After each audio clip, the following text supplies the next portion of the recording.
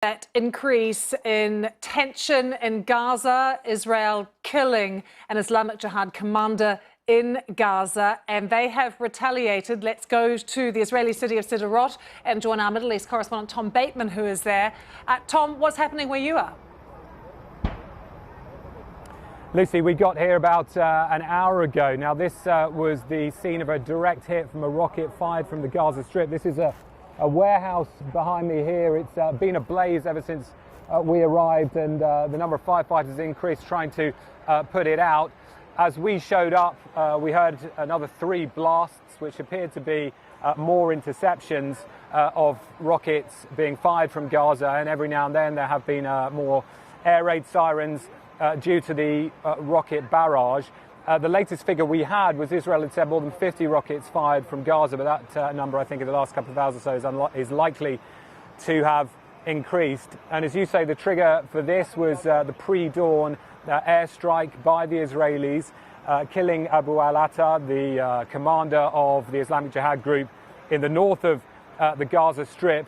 The Israeli Prime Minister Benjamin Netanyahu saying in the last couple of hours, describing him as a ticking bomb and saying that this targeted operation was to protect the lives, he said, of Israelis, that he was planning imminent attacks, and that's why this was carried out. The Israelis have said they're not interested in an escalation, but they are prepared for such.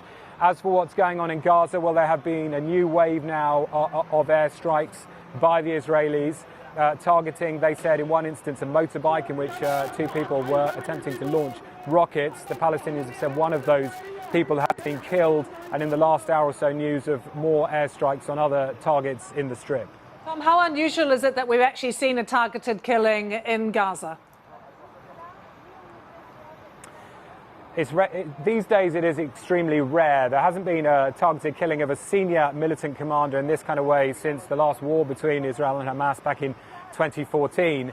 But remember, these series of escalations that we've had between the two sides over the last 18 months or so have increased in ferocity. We saw earlier this year in April the targeted killing of what was described by Israel as a money changer for Hamas inside Gaza.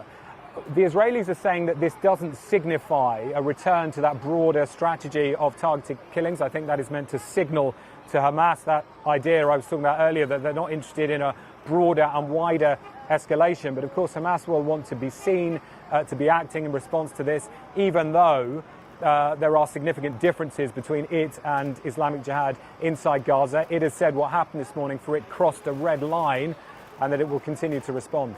Tom Bateman live in Sderot. Thank you for joining us.